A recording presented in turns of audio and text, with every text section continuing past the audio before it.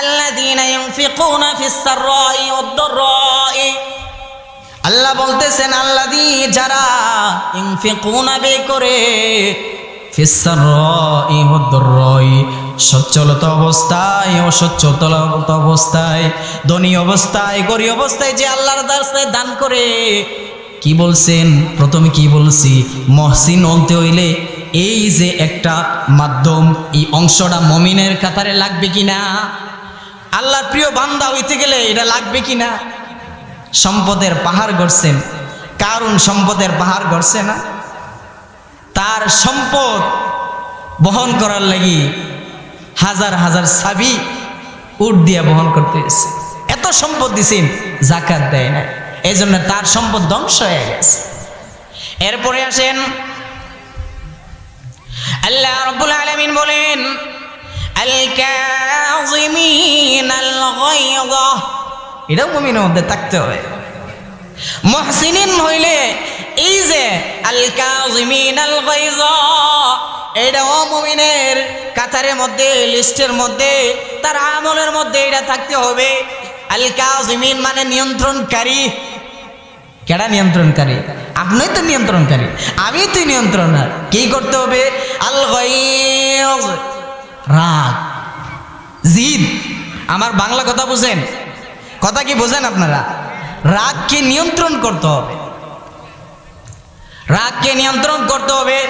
হাদিস শরীফের মধ্যে আসছে আল্লাহ রাসূল সাল্লাল্লাহু আলাইহি ওয়াসাল্লাম বলেন, বিভিন্ন বর্ণনায় বিভিন্ন ভাবে আছে, এক বর্ণনায় আছে 7 ভাবে রাগকে নিয়ন্ত্রণ করার 7টা মাধ্যম আছে। নাম্বার 1, রাগকে নিয়ন্ত্রণ করবে। হাদিস শরীফে আসছে আল্লাহ রাসূলুল্লাহ সাল্লাল্লাহু আলাইহি ওয়াসাল্লাম একদিন রাস্তা দিয়ে হাঁটে যাইতেছে, তো আল্লাহ রাসূল সাল্লাল্লাহু আলাইহি সাল্লাম থেকে একটু দূরে এক সাহাবী রাগে ফাকাদ আহাব্বানি ওয়া মান আহাব্বানি কানা মাই ফিল জান্নাহ।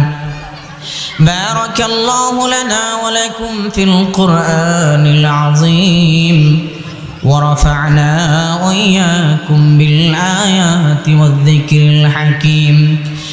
يا أيها الذين آمنوا صلوا عليه وسلموا تسليما صلى الله على محمد صلى الله على وسلم صلى الله على محمد मोहम्मद में आकर कुफ्र को मिटाया, कुफ्र को मिटाकर सदाकत को पिलाया। सल्लल्लाहु अलैहि मुहम्मद सल्लल्लाहु अलैहि वसल्लम सल्लल्लाहु अलैहि मुहम्मद। या हम सब मुसाफिर हैं, कब्र आखिर ठिकाना, कोई आगे रवाना है, कोई पीछे रवाना। बलगल उला बिकमालिही कशफ दुजा बिजमालिही हसनत जमीउ खिसालिही सल्लु अलैहि व आलिही। ला इलाहा इल्लल्लाह, ला इलाहा इल्लल्लाह, ला इलाहा इल्लल्लाह, ला इलाहा इल्लल्लाह, ला इलाहा इल्लल्लाह, ला इलाहा इल्लल्लाह, ला इलाहा ইল্লাল্লাহু মুহাম্মাদুর রাসূলুল্লাহ সাল্লাল্লাহু আলাইহি ওয়াসাল্লাম। আলহামদুলিল্লাহ, আমরা সর্বপ্রথম মহান আল্লাহ রাব্বুল আলামিনের অসংখ্য অগণিত শুকরিয়া জ্ঞাপন করি যে মহান আল্লাহ রাব্বুল আলামিন আমাদেরকে দুনিয়ার ফিতনা ফাসাদ থেকে, দুনিয়ার বুরাই কাজ থেকে জান্নাতের বাগান মাহফিলে আমাদেরকে আসা এবং বসার তৌফিক দিয়েছেন। এজন্য সকলেই মনকে উজাড় করে মনের গভীর থেকে রব্বে করিম আল্লাহ তাআলার শুকরিয়া আদায় করি বলে আলহামদুলিল্লাহ। সবাই মনে অসুস্থ, মনকে উজাড় করে বলি আলহামদুলিল্লাহ। সবাই বলে আল্লাহু আকবার। হামদান কাসীরান তাইয়িবান মুবারাকান ফি।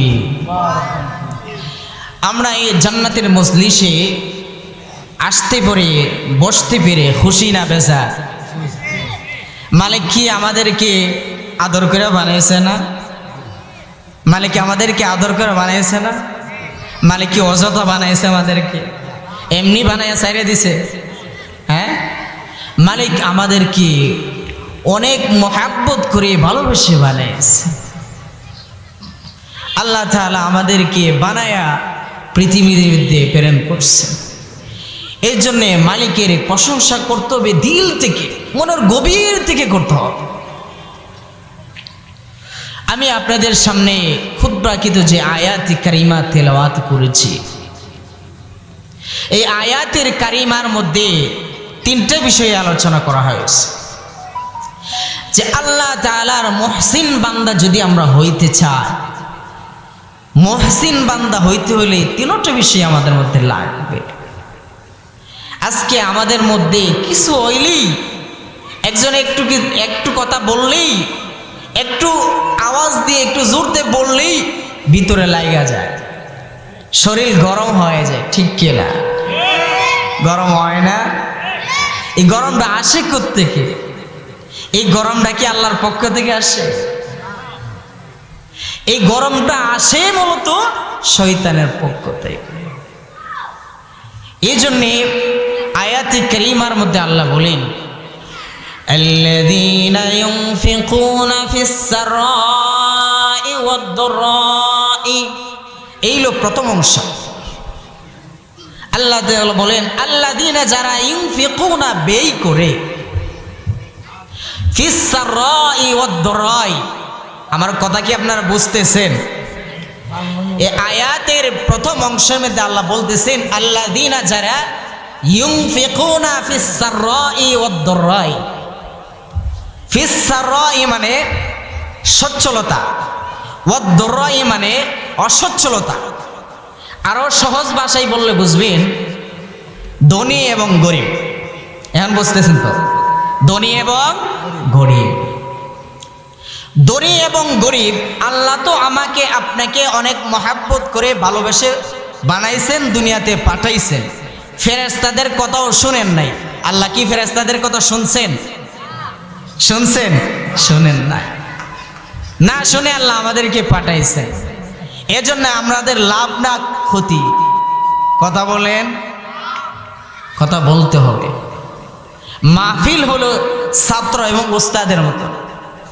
বক্তা যিনি ওয়াজ করবেন তিনি ওস্তাদ, আর আপনারা ছাত্রবন্ত। তাহলে কিছু নেওয়া যাবে, কিছু দেওয়া যাবে। আমিও আপনাদের কাছ থেকে নিতে পারবো, আপনাদেরকেও দিতে পারবো। তো এখানে সচ্ছল অবস্থায়, অসচ্ছল অবস্থায় ধন সম্পদ মালিকে দিচ্ছে।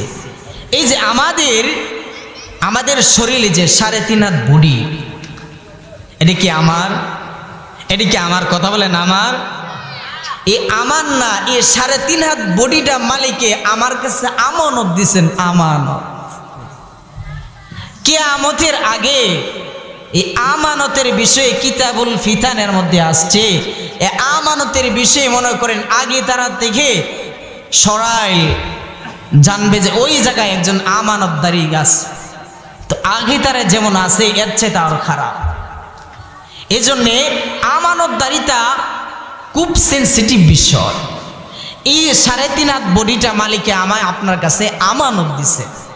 এই জন্যে আমরা একটা কথা বলি, তাবলীগে গেল এটা বলা হয় আল্লাহর দেওয়া জান, আল্লাহর দেওয়া মাল, আল্লাহর দেওয়ার সময় সব কিছুই তো মালিকের। আমার কিচ্ছু আছে, আমি বলতে কিছু আছে, সব কিছুই তো মালিকের। তেলে ফিসাররাই ওয়াদ-দাররাই, সচ্ছল অবস্থায়, অসচ্ছল অবস্থায়, গরিব অবস্থায়, ধনী অবস্থায় কি করবেন? আল্লাহর দেওয়া মাল, আল্লাহর দেওয়া জান আল্লাহর রাস্তায় ব্যয় করতে হবে। কার রাস্তায়? আল্লাহর রাস্তায় ব্যয় করতে হবে। বিভিন্ন তাফসীরের কিতাবের মধ্যে মুতালা করেছি, দেখেছি একটি কথা যে সচ্ছলতা অবস্থায় শুধু সম্পদ যে আল্লাহর রাস্তায় ব্যয় করবেন তা কিন্তু না, আপনার দেহটাকেও আল্লাহর রাস্তায় ব্যয় করেন। যে হাদিস শরীফে বলা হয়েছে আপনি যদি দিনের রাস্তায় থাকেন আর এই ধুলাবালিগুলো আপনার শরীরে লাগে, হাশরের ময়দানে এই ধুলাবালি আপনার নাজাতের একটা মাধ্যম হয়ে যাবে। সুবহানাল্লাহ কইতেন না? তাহলে সচ্ছল অবস্থায় হাদিসের মধ্যে আসছেন যে 3 স্তরের মানুষ। 1 নম্বর স্তরের মানুষের কাছে মনে করেন 100 টাকা আছে বা 100 দিরহাম, আরেক স্তরের মানুষের কাছে আছে 10 দিরহাম, আরেক স্তরের মানুষের কাছে আছে 1 দিরহাম। তাহলে হাদিসের ভাষ্য অনুযায়ী যে আপনি গরিব অবস্থায় থাকেন, ধনী অবস্থায় থাকেন, গরিব অবস্থায় থাকলে দান করলে যে সওয়াব, ধনী অবস্থায় থাকলে দান করলে ঠিক একই সওয়াব, কোনো কমতি নাই। মালিকের কাছে সওয়াবের কোনো কমতি আছে? বলেন না, কোনো কমতি আছে? তাহলে 100 দিরহাম যদি আপনার হয়, তাহলে এই 100 দিরহাম থেকে আপনি 10 দিরহাম মালিকের আল্লাহর রাস্তায় দান করে দিবেন। 100 দিরহাম থেকে 10 দিরহাম মালিকের রাস্তায় দান করবেন। হাদিসের মধ্যে আসছে 3 শ্রেণী ভাবে, 3 ভাবে আল্লাহর রাস্তায় 3 অবস্থার মানুষ। আপনি ধনী হন, গরিব হন, আল্লাহর রাস্তায় দান করতে হবে। আপনি গরিব, আল্লাহর রাস্তায় দান করতে হবে। আপনি ধনী, আল্লাহর রাস্তায় দান করতে হবে। কেমন? আপনার 100 দিরহামের মালিক, এই 100 দিরহামকে 10 ভাগ করে 1 ভাগ মানে 10 দিরহাম আল্লাহর রাস্তায় দান করতে হবে। কথা বুঝেন আমার? দ্বিতীয় শ্রেণীর মানুষ হলো আপনার হলো 10 দিরহাম, এই 10 দিরহামকে 10 ভাগ করে 1 দিরহাম আল্লাহর রাস্তায় দান করতে হবে। ঠিক কি না? দিলে আপনি গরিব, আপনার আছে মাত্র 1 দিরহাম, আপনার আছে কি 1 দিরহাম। তাহলে আপনি এই 1 দিরহামকে 10 ভাগ করবেন, 1 দিরহামকে 10 ভাগ করে 1 ভাগ মানে 10 পয়সাও আল্লাহর রাস্তায় দান করতে হবে। এই জন্যই আল্লাহ রাসূল বলেন as-সাদকাতু তারুদ্দুল বালা, সদকা করলে কি হয়? বালা মুসিবত দূর হয়। আপনার অসুস্থতা, আল্লাহর রাস্তায় কিছু দান করেন। আপনি অসুস্থতা, আল্লাহর রাস্তায় কিছু দান করেন। আপনার সন্তানরা কথা শোনে না, আল্লাহর রাস্তায় দান করেন, আল্লাহর কাছে দেন। কারণ সদকা করলে সম্পদ, হাদিসে আছে সদকা করলে সম্পদ কমে না, সম্পদ বাড়ে। সম্পদ কি বাড়ে? হাদিসে আছে সদকা করলে শুধু সম্পদ বাড়ে না, সম্পদে পবিত্র হয়। আপনি আমার দেহটা সম্পদ, মালের সম্পদ, নিজের দেহর সম্পদ, সন্তান সম্পদ, এই সম্পদরে পবিত্র করতে হলে দান করতে হবে। এই জন্যই আল্লাহ রাসূল বলছেন as-সাদকাতু তারুদ্দুল বালা, আল্লাহর রাস্তায় দান করতে হবে আপনি যে অবস্থায় থাকেন। আচ্ছা, আমরা এখানে যারা আছি আমরা কি 1 টাকারও মালিক নাই? কি বললেন? 1 টাকারও নাই। তাহলে এই 3 শ্রেণীর মধ্যে আমরা পড়ছি কিনা? এর বাইরে আমরা আছি? কথা বলেন, এর বাইরে কি আমরা আছি? তাহলে আমরা আজকে থেকে তো নিয়ত করতে পারি ইনশাআল্লাহ দান করবো। আল্লাহ তাআলা সকলকে দান করান, মন মানসিকতা দান করুন, সকল বলে আমিন। তাহলে এই আয়াতের প্রথম অংশে আল্লাহ বলতেছেন আল্লাযীনা ইউনফিকুনা ফিস সাররাই ওয়াদ-দাররাই, আল্লাহ বলতেছেন আল্লাযী যারা ইউনফিকুনা ব্যয় করে ফিস সাররাই ওয়াদ-দাররাই, সচ্ছলতা অবস্থায় অসচ্ছলতা অবস্থায়, ধনী অবস্থায় গরিব অবস্থায় যে আল্লাহর রাস্তায় দান করে। কি বলছেন প্রথমে, কি বলছি? মহসিন হতে হইলে এই যে একটা মাধ্যম, এই অংশটা মুমিনের কাতারে লাগবে কিনা, আল্লাহর প্রিয় বান্দা হইতে গেলে এটা লাগবে কিনা। সম্পদের পাহাড় গড়ছেন, কারণ সম্পদের পাহাড় গড়ছে না, তার সম্পদ বহন করার লাগি হাজার হাজার সাবি উট দিয়া বহন করতে হয়েছে। এত সম্পদ দিছেন, যাকাত দেয় না, এই জন্য তার সম্পদ ধ্বংস হয়ে গেছে। এরপরে আসেন আল্লাহ রাব্বুল আলামিন বলেন আল কাযিমিনাল গায়য, এটাও মুমিনের মধ্যে থাকতে হবে। মুহসিনিন হইলে এই যে আল কাযিমিনাল গায়য, এটাও মুমিনের কাতারের মধ্যে, লিস্টের মধ্যে, তার আমলের মধ্যে এটা থাকতে হবে। আল কাযিমিন মানে নিয়ন্ত্রণকারী। কেডা নিয়ন্ত্রণকারী? আপনি তো নিয়ন্ত্রণকারী, আমি তো নিয়ন্ত্রণ। কি করতে হবে? আল গায়য, রাগ, জিদ। আমার বাংলা কথা বুঝেন? কথা কি বুঝেন আপনারা? রাগকে নিয়ন্ত্রণ করতে হবে, রাগকে নিয়ন্ত্রণ করতে হবে। হাদিস শরীফের মধ্যে আসছে আল্লাহ রাসূল সাল্লাল্লাহু আলাইহি ওয়াসাল্লাম বলেন, বিভিন্ন বর্ণনায় বিভিন্ন ভাবে আছে, এক বর্ণনায় আছে 7 ভাবে রাগকে নিয়ন্ত্রণ করার 7টা মাধ্যম আছে। নাম্বার 1, রাগকে নিয়ন্ত্রণ করবে। হাদিস শরীফে আসছে আল্লাহ রাসূলুল্লাহ সাল্লাল্লাহু আলাইহি ওয়াসাল্লাম একদিন রাস্তা দিয়ে হাঁটে যাইতেছে, তো আল্লাহ রাসূল সাল্লাল্লাহু আলাইহি সাল্লাম থেকে একটু দূরে এক সাহাবী রাগে বললেন, আর আল্লাহ তাআলা এটারে কোরআনের আয়াত বানাই দিয়েছে, প্রমাণ কোরআনে আয়াত বানাই দিয়েছে। আল্লাহ রাসূলুল্লাহ সাল্লাল্লাহু আলাইহি সাল্লাম বলেন যে তুমি বড় আউযু বিল্লাহি মিনাশ শাইতানির রাজীম। সহজ না? সহজ না? সবাই পারে না এটা? নবীজি বলছেন তুমি এটা পড়ো। সাহাবীও শুনছেন, সাহাবী পড়ছেন, পড়ার সাথে সাথে আল্লাহ তাআলা এই শয়তান দূরে চলে গেছে, তার রাগ 100 থেকে 0% চলে আসে। কন্যা সুবহানাল্লাহ। জবান না দিছে কেডা? জবান দিছে কে? মন খুলবেন, জবান দিছে কে? মুখ দিয়ে আওয়াজ বের না, জবান কে দিছে? আল্লাহু আকবার বলেন। এই জবান আল্লাহ দিছে, তার রাগ কমে গেছে। তো এই যে এখানে একটা মাসালা আছে, মাসালাটা হলো আল্লাহ রাসূলুল্লাহ সাল্লাল্লাহু আলাইহি সাল্লাম তিনি কিন্তু সাহাবীর কাছে গিয়ে বলে নাই, সাহাবীর কাছে গিয়ে বলছে এই তোমার রাগ হয়েছে, আমি একটা কালিমা জানি, এই কালিমাটা বলবো, বললে তোমার রাগ নিয়ন্ত্রণে চলে আসবে। এই কথাটা কি আল্লাহ রাসূল বলছেন কাছে গিয়ে?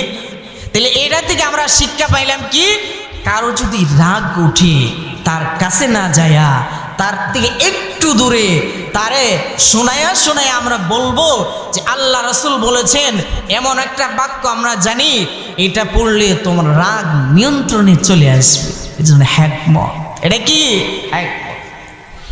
এই জন্য দ্বিতীয় নাম্বার হলো আপনার যখন রাগ আসবে, আপনি যদি কি থাকেন, দাঁড়িয়ে অবস্থা থাকেন, বসে যাবেন। দাঁড়িয়ে থাকলে কি যাবেন? বসে যাবেন। দ্বিতীয় নাম্বার,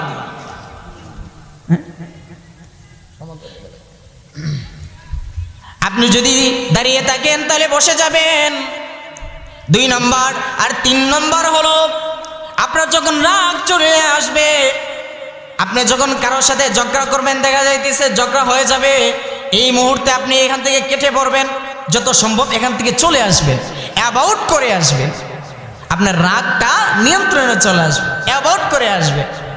3 নম্বর। 4 নম্বর হলো আপনি উযু করবেন, কি করবেন? উযু করবেন। কারণ শয়তানরে আল্লাহ বানাইছে আগুন দিয়া। কারণ এই যে এখান থেকে আরেকটা কথা পাওয়া যায়, আল্লাহ তাআলা যখন আদম আলাইহিস সালাতু ওয়াস সালামকে বানায়া ফেরেশতাদেরকে বলছেন, শয়তান আসেননি এর মধ্যে সেজদা করার লাগি, কথা আসিল নি? দূর, সে বলছে কি আমি তো আগুনের তৈরি, আমি উপরে উঠি, আর মানুষ আদম তো কি সে মাটির তৈরি, সে নিচে যায়, কাজেই আমি কেন সেজদা করব? এই জন্যে আগুনকে যদি নিভাইতে চান পানির দরকার আছে না? আগুনটি নিভাইতে গেলে পানির দরকার আছে কিনা? নাই। তাহলে আগুনতে পানি দিয়ে নিভাইতে হলে উযু করতে হবে। উযু করলে আপনি কি করবেন? উযু কইরা 2 রাকাত নামাজ পড়বেন। 5 নম্বর হলো আপনার যে রাগ আসছে, এই রাগের পরিণতি কি চিন্তা করবেন। রাগ যে আসছে পরিণতি কি চিন্তা করবেন। রাগটা কেন আসলো আমার রাগের আগে কি হবে? কারণ আপনি রাগ যে করতেছেন এর আগে পরে আপনার অবস্থাটা কি হবে? আপনি কি লজ্জা পাইবেন, নাকি শরম পাইবেন, নাকি আপনি হেয় প্রতিপন্ন হইবেন? এই জিনিসটা চিন্তা করে আপনার রাগ করতে হবে। জামাই যখন শ্বশুর বাড়িতে গিয়ে রাগ করে, পরে শালীরা খোড়া দেয় না? দেয় না খোড়া? সারা জীবন খোড়া খাইতে হয়। এই জন্যে 6 নম্বর হলো আপনার রাগ। রাগের ব্যাপারে সুসংবাদ আছে। আল্লাহ রাসূল বলেন যে রাগকে কন্ট্রোল করতে পারে, রাগকে নিয়ন্ত্রণ করতে পারে, আল্লাহ তাআলা তাকে জান্নাতের মধ্যখানে তার জন্য বালাখানা বানাই দিবেন। কোন সুবহানাল্লাহ। রাগকে কন্ট্রোল করতে পারলে আল্লাহ তাআলা তার জান্নাতের মধ্যখানে কি দিবেন? তার জন্য বাসস্থান বানাই দিবেন। এই জন্যে ছোট্ট একটা ঘটনা দিয়ে এক্সাম্পল দিই, যে আলী রাদিয়াল্লাহু তাআলা আনহুর নাম শুনছেন নি সবাই? নবীজির সাহাবী, আবার নবীজির চাচাতো ভাই। আলী রাদিয়াল্লাহু তাআলা আনহু একদিন তিনি যখন বাসায় আসছেন, তখন তিনার গোলাম ছিল, আগে গোলাম বান্দি ছিল। গোলাম ওনাকে, আপনার সাহেব যখন ঘরে আসে তখন সর্বপ্রথম কাজ হলো ওনার জুতাগুলা খুলে উনি কি চায়, 1 গ্লাস পানি এনে দেওয়া। তো ওনার গোলামে ওনাকে 1 গ্লাস পানি আইনা দিছে। পানি আইনা দিছে পরে এই পানিটা অসচেতনতা অবস্থায় হাত থেকে পড়ে গেছে। গ্লাসটা হাত থেকে কি করছে? গ্লাসটা পড়ে গেছে। তো হাত থেকে গ্লাসটা পড়ে গেছে, পরে আগের কার গোলাম বান্দি তারাও কোরআন হাদিস পড়তো। তখন ওই গোলাম বলতেছেন আল কাযিমিনাল গায়য, আল্লাহ বলছেন আপনি রাগকে নিয়ন্ত্রণ করেন। আল্লাহ বলছেন কি? আপনি রাগকে নিয়ন্ত্রণ করেন। আলী রাদিয়াল্লাহু তাআলা আনহু বললেন, হ্যাঁ আমি রাগকে নিয়ন্ত্রণ করলাম। ওই লোক বলতেছেন রাগকে শুধু নিয়ন্ত্রণ করলে হবে না, রাগকে শুধু নিয়ন্ত্রণ করলে হবে না, কি করতে হবে? ওয়াল আফিনা আনিন নাস, কি করতে হইব? ক্ষমা করে দিতে হইব। এটা আমি অপরাধ করছি না। অনেকে হইলে মানে অনেক ধরনের কথা বলতো, তাহলে এই রাগ করছেন, এটা ফালাই দিছেন, তারে ক্ষমা করে দিতে হইব। 2 নম্বর। তো আলী রাদিয়াল্লাহু তাআলা আনহু বললেন, যাও আমি তোমাকে ক্ষমা করে দিলাম। গোলাম কতটুকু চালাক, তারও কোরআন হাদিসের জ্ঞান ছিল। আবার বলতেছেন ক্ষমা করলে চলবে না। আল্লাহ বলেন ওয়াল্লাহু ইউহিব্বুল মুহসিনিন, আল্লাহ মুহসিনদেরকে ভালোবাসেন, যারা ইহসান করে তাদেরকে ভালোবাসেন। কয় ইহসান করে দিব? আল্লাহ কয় আলী রাদিয়াল্লাহু তাআলা আনহু, যাও আমি তোমাকে ইহসান করলাম, আজকে থেকে তোমাকে আমি তোমাকে আমি আজাদ করে দিলাম। কন্যা সুবহানাল্লাহ। বর্তমানে একটা মার্সিডিজ গাড়ি বা দামি গাড়ির যে দাম, যে মূল্য থাকে, আগের কারে গোলামদের মূল্য ছিল এমন। তো কাজেই আমরা কি করব? রাগটাকে নিয়ন্ত্রণ করব। অনেক সময় দেখা যায়, ও যুবক ভাই, নতুন বিয়া শাদী করছেন, আপনি রাগ কইরা রাগের মাথায় বউরে তালাক দিয়ে লাইছেন, কিন্তু ফরা দিকে আফসোস করে। এই জন্য এটার মধ্যে একটা আছে না, যে রাগ করলে চিন্তা করে করেন, পরে কি আফসোস করলে লাগেনি। আপনি যদি আপনার স্ত্রীর 3টা দিয়ালান, 1টা দিয়ালান, আফসোস করলে লাগতো না? দাগ লেগে গেছে না? 2টাই দিলে দাগ লেগে গেছে কেনা, 3টা দিলে আর থাকবো? আর পরে আফসোস করলে কামাইব? তো কাজেই ও যুবক ভাইরা, তোমাদের হাতে পায়ে ধরে বলে যাই, রাগকে নিয়ন্ত্রণ করো। নামাজের কথা বললে বলে হুজুর নামাজ আমরা কি বুঝি না, আমরা কি জানি না? যুবক বয়স, বিয়া শাদী করে লই না, বিয়া শাদী করে লই না। এমন বহুত যুবককে বলছি। এক যুবক এমনও হয়েছে আমার সাথে ঘটনা, যে যুবককে আজান হইতেছে, বলতেছে যুবক আজান হইতেছে, তুমি এখনো খেলতেছো? যুবক তুমি এখনো খেলতেছো? তুমি এখনো ফ্রি ফায়ার খেলতেছো? যুবক একজন মুসলমান হয়ে তোমার আজান থেকে তোমার কানে যায় না? যুবক এই জন্য কি করতে হবে? আমরা রাগকে নিয়ন্ত্রণ করতে হবে। যুবক মা গো, বোন গো, আপনাদের হাতে পায়ে ধরে বলে যায় রাগটাকে নিয়ন্ত্রণ করতে হবে। ইনশাআল্লাহ আজকে আলোচনা থেকে আমরা এটাই শিখলাম, আমরা সবাই রাগকে নিয়ন্ত্রণ করে চলবো তো ইনশাআল্লাহ। আল্লাহ তাআলা আমি আপনাকে সকলকে রাগকে নিয়ন্ত্রণ করে আল্লাহর মুহসিন বান্দা হওয়ার তৌফিক দান করুন। সকল বলে আমিন।